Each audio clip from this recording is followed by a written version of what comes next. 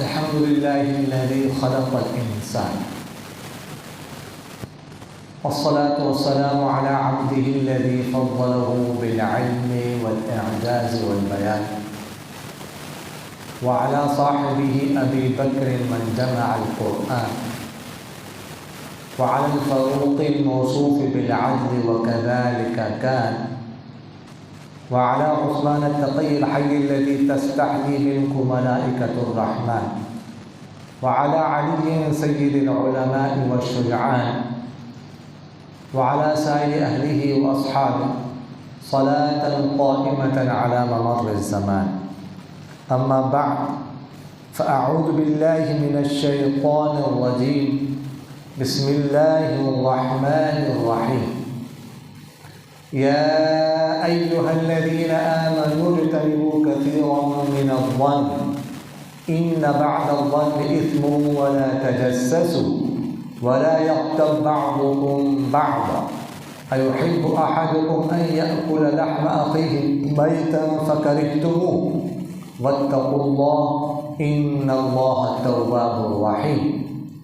वक़ाल रसूलुल्लाह सल्लल्लाहु अलैहि वसल्लम अल-ग़ीबतु अशद्दु मिनज़-ज़िना औ कमा क़ाल अलैहि सलातु वस्सलाम।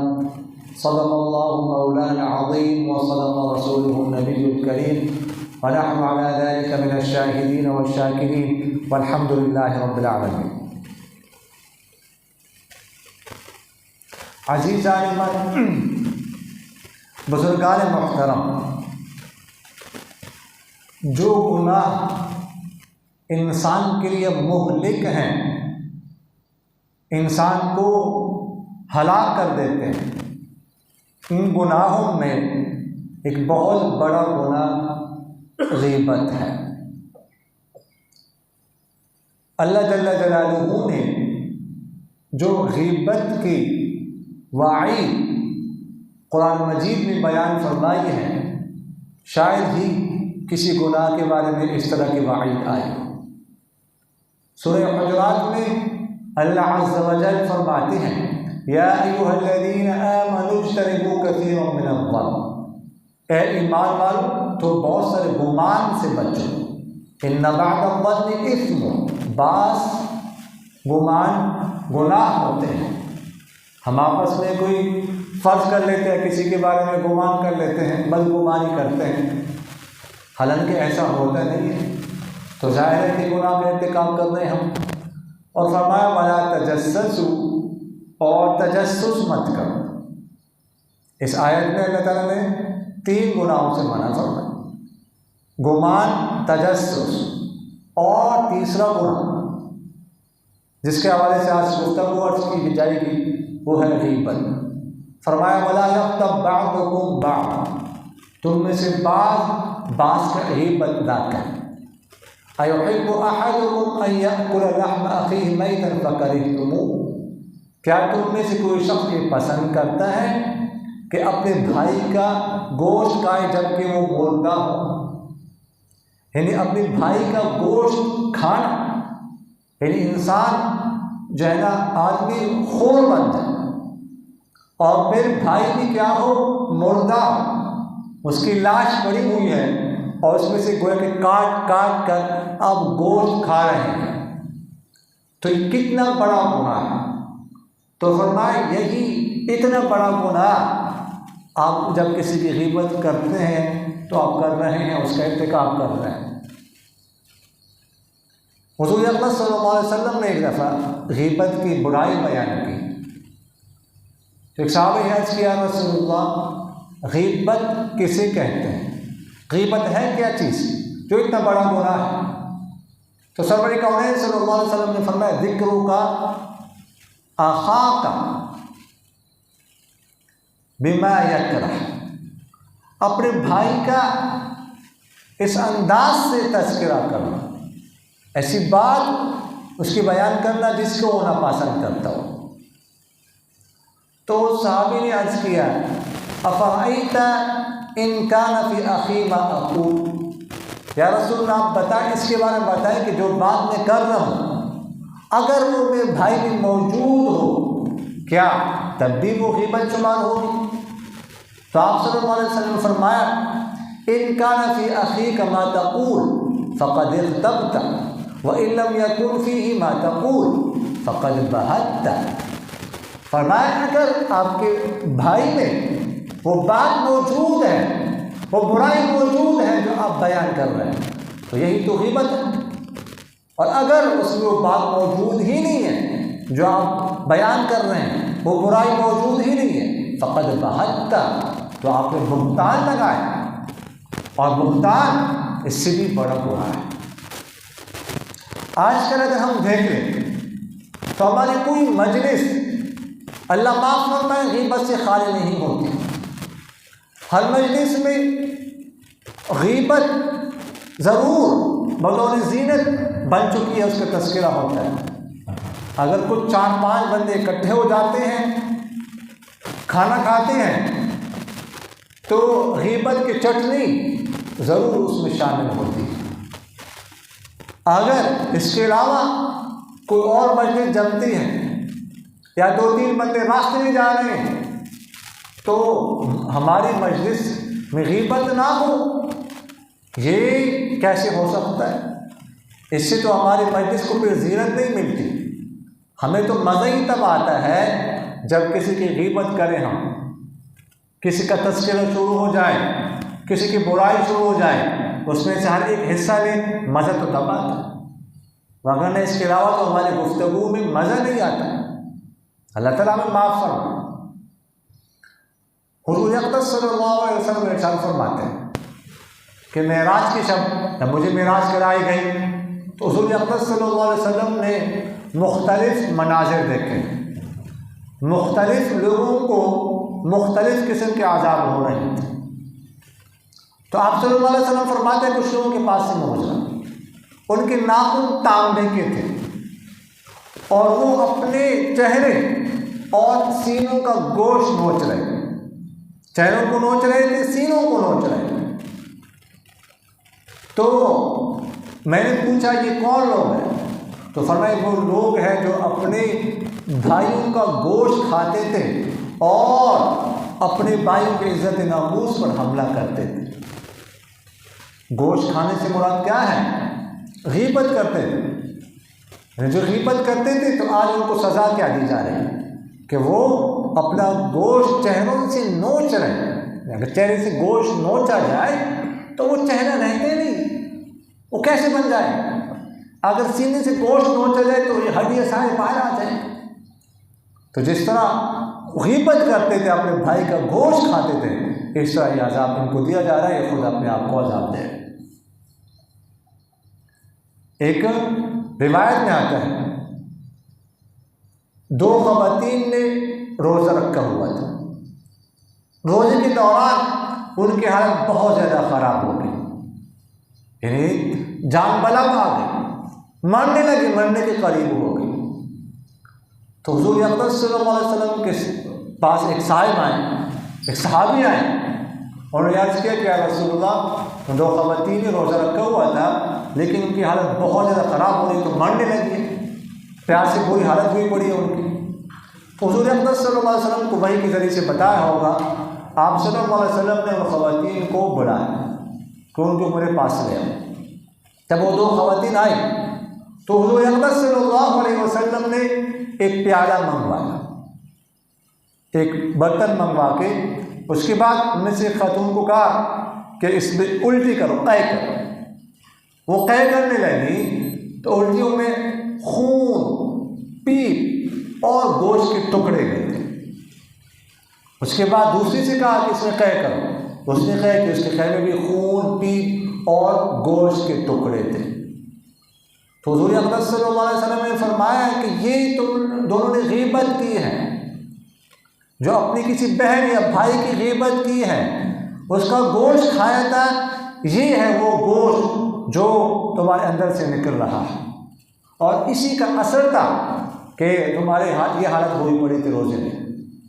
यानी तुम लोगों ने हलाल खाना तो छोड़ दिया था रोज़े के दौरान, पानी पीना छोड़ दिया, हलाल खाना तो छोड़ दिया था, लेकिन हराम से इज्तिनाब नहीं किया।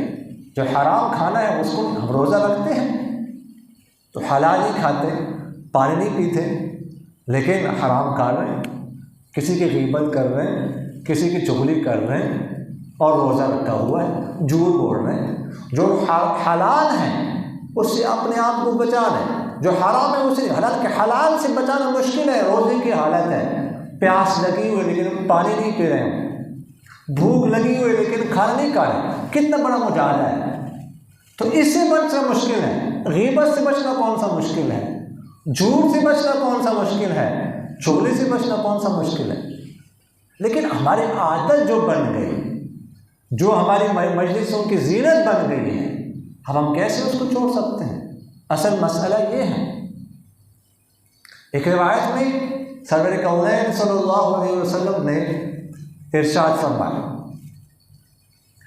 कि पुलसरात में से हर इंसान को गुजरना पड़ेगा।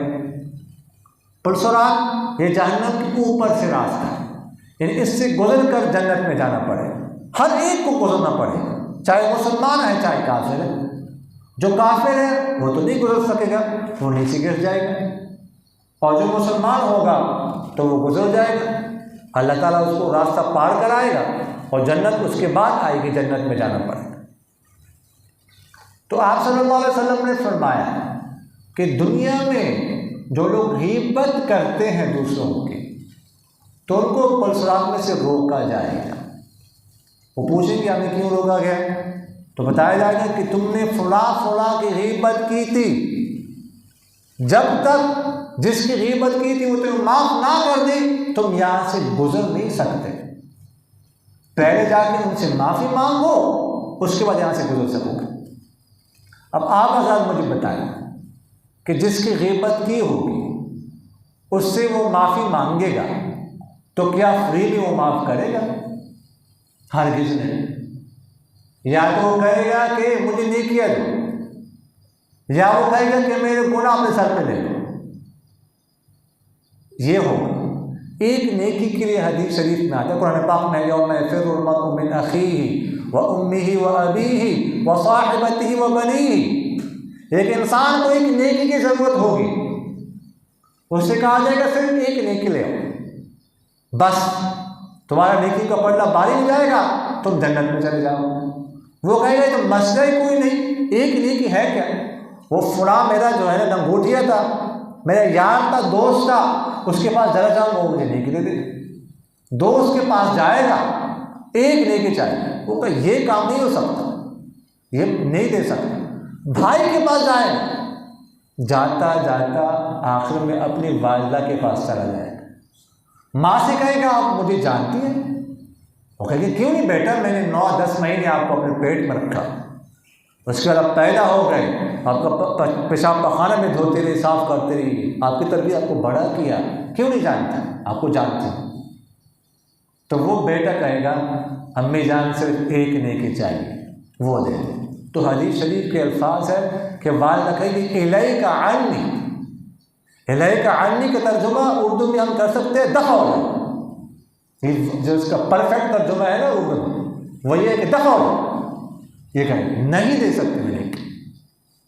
यानी अगर एक वालिदा जो इतनी मोहब्बत करती है वो एक नेकी नहीं देगी, तो जिसकी गीबत की होगी इस दुनिया में, क्या वो इंसान इस तरह माफ़ कर सके? माफ़ करेगा किसी को? फ्री में कभी नहीं। तो कितने खसारे की बात है, कितने नुकसान की बात है। एक हदीस शरीफ में सरवर कौनैन सल्लल्लाहु अलैहि वसल्लम ने फरमाया अल-गीबतु अशद्दु मिनज़-ज़िना। फरमाया कि गीबत बदकारी से, ज़िना से ज़्यादा बड़ा गुनाह है, ज़्यादा सख्त है। साहबा ने अर्ज़ की ज़िना बहुत बड़ा गुनाह है, ये गीबत उससे सख्त है। तो आप सल्लल्लाहु अलैहि वसल्लम ने फरमाया हाँ जी, देखिएगा ज़िना बड़ा गुनाह है, लेकिन अगर अल्लाह ताला से तौबा की जाए सच्चे दिल से तो अल्लाह ताला माफ़ कर दे। लेकिन गीबत का ताल्लुक़ हुकूकुल इबाद से है, और गीबत का गुनाह तब तक माफ़ नहीं होता जब तक जिसकी गीबत की है उससे माफ़ी ना मांगी जाए। हुकूकुल इबाद से उसका ताल्लुक़ है, और जो हुकूकुल इबाद से मुताल्लिक़ हो तो उसमें जिसकी हक़ तलफ़ी हुई है उससे माफ़ी मांगना, उससे माफ़ कराना ज़रूरी है। हम आए दिन कितने लोगों की गीबत करते हैं, क्या हम माफ़ी मांग भी सकेंगे उनसे कि नहीं? क्या पहले मांगते हैं कि नहीं, फिर मांग सकते भी हैं कि नहीं? कितने लोग हैं जो दुनिया से जा चुके हैं, कितने लोग ऐसे हैं जिनसे शायद हमारी मुलाकात ही ना हो सके, हम गीबत रोज़ाना कर रहे हैं। देखिएगा, जिस तरह बदकारी गुनाह है, हराम है, ज़िना करना हराम है, डाका डालना हराम है, शराब पीना हराम है, इस तरह गीबत करना भी हराम है। हम बदकारी को तो गुनाह समझते हैं, शराब पीने को गुनाह समझते हैं, डाका डालने को गुनाह समझते हैं, और डाका डालने की वजह से कानून कितनी हरकत में आता है, डाका डाला है। इसी तरह गीबत करना भी हराम है, गुनाह है। इसी तरह हराम उसको समझना चाहिए जिस तरह हम इन चीज़ों को समझते हैं।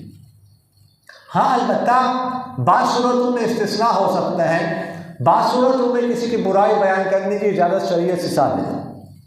मसलन एक शख्स है, उसके शर से आप किसी को बचाना चाहते हैं तो आप बताएं कि फ़लाँ शख्स के शर से आप अपने आप को महफूज रखें, वो आपको नुकसान पहुंचा सकता है या आपके बारे में गलत इरादा वो कर रहे हैं। आपके सामने किसी ने तज़किरा किया कि फ़लाँ को मैंने छोड़ना नहीं है, फ़लाँ को मैंने मार देना है, फ़लाँ का मैं ये करूँगा वो करूँ, इसके बारे में वो कर रहे हैं, वो बेगुनाह है, तो आप उसको बता सकते हैं कि उसके इरादे आपके बारे में अच्छे नहीं हैं, अपनी हिफाजत करें आप।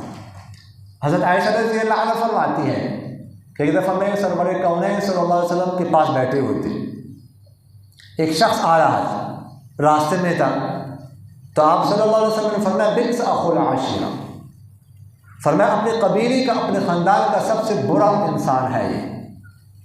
खैर उसके बाद वो आया, बैठ गया, तो आप सल्लल्लाहु अलैहि वसल्लम ने उसके साथ बहुत नरमी के साथ गुफ्तगू फरमाई, जैसे सरवर कौनैन सल्लल्लाहु अलैहि वसल्लम की आदत मुबारक थी कि गुफ्तगू नरम अंदाज में फरमाते थे सबके साथ। उसके बाद वो चला गया, तो आयशा कहती है कि मैंने पूछा है रसूलुल्लाह, आपने तो कहा था कि बुरा आदमी है, लेकिन उसके बावजूद आपने बहुत नरम अंदाज में गुफ्तगू फरमाई, इसकी वजह क्या है?